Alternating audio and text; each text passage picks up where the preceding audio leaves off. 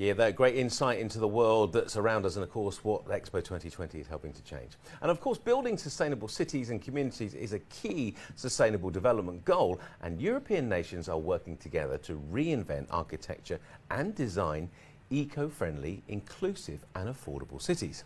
Now, highlighting Europe's role in ensuring sustainable living in the future is an exhibition that's hosted by the European Union over at the Lithuania Pavilion. Here to tell us more is Dr. Pietro De Matteis, the Deputy Commissioner General for the European Union here at Expo 2020. Thank you so much for joining us today. Thank you for having me. So it's great to have you here. I want to begin by asking you about the exhibition. It just launched yesterday over at Lithuania's Pavilion as well, and it's there for the next month. What is the main thing that people can see? What's the main message you want them to be able to take away? Absolutely. As it was mentioned in the video before, now we expect 70% of the population living in cities by 2050. So the way we live in cities is actually crucial to tackle global challenges. At the same time, cities and architecture in general are a key element to actually improve the quality of life of people. So how can we connect quality of life with beauty? And actually that's what we try to do in Europe with the new movement of the European Union Bauhaus, the new European Bauhaus. The exhibition that we just showed, we just started at the Lithuanian Pavilion, actually aim at doing just that, showcasing good practices, good example of a project around Europe that connect this element of beauty with sustainability. And you see that a lot, certainly in the region here in the UAE as well, how Dubai started off as a very small town, city, and then, of course, now what we know it as today, but still reinventing itself, of course, making cities more, that are really populated, having beautiful places to sit and walk and exist in. The European Union itself, of course, is trying to bring that theme all the way around the European pavilions that are here. Now, how do you engage with all the other European nations that are here at Expo? Absolutely. So just mention this exhibition, for instance, you have projects from now 18 European countries, which are shortlisted for the 2022 prize, European Union Prize of Contemporary Architecture, Mies van der Rohe Foundation. So by looking at the exhibition, actually you see a bit of Europe. You will see projects from all around Europe. But actually the way we engage at Expo is really a collaborative approach with all European Union member states. Our objective really is to partner up with all our 27 European member states and do activities on different priority areas. One, of course, is sustainability for global goals with activities, for instance, ranging from the circular economy. Yesterday we had an event started with the Netherlands, then Slovenia, Finland, Poland and Ireland. So together we actually convey this message crucial for the Global Goals Week.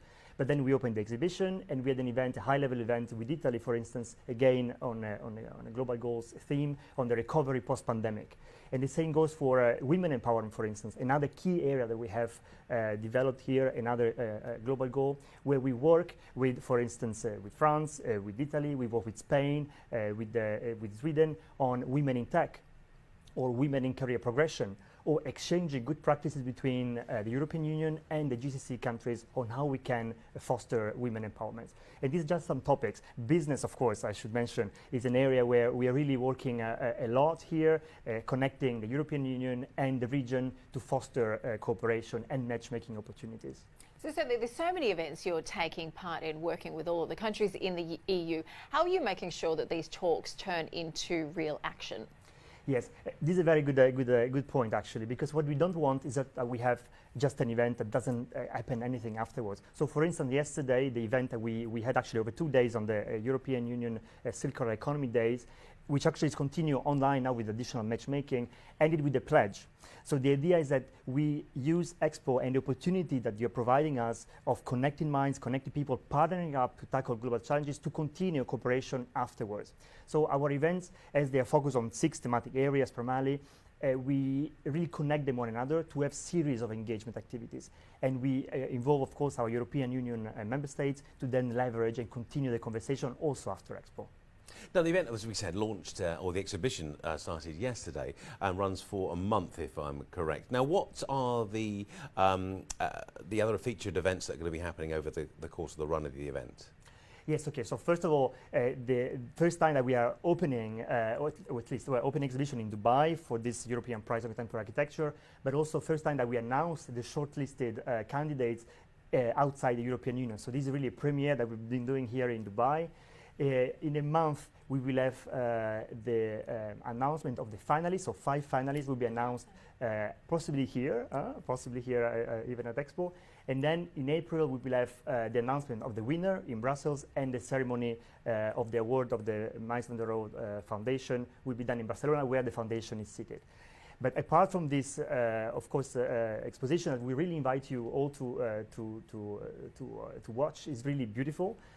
We have many other activities. For instance, still on Global Goals Week, on Friday, we have an event with Sweden on ecosystem and urban living. So a very interesting activity, an event linked with very much with the challenges we mentioned, living together. And then we will have many activities starting actually as of yesterday on food promotion and quality of food. So important today, sustainability of food production, as we know, also very important for CO2 emissions. And then again, women empowerment activities in March around Women's Day. So a lot of activities still to do. Yeah, I have to say, being able to tackle some quite heavy topics in a really interesting way here at Expo must be a really interesting opportunity. Thank you so much for coming in. Lovely to meet you, and we appreciate your time. Thank you, Mattis. Appreciate your time. Thank you. Thank you.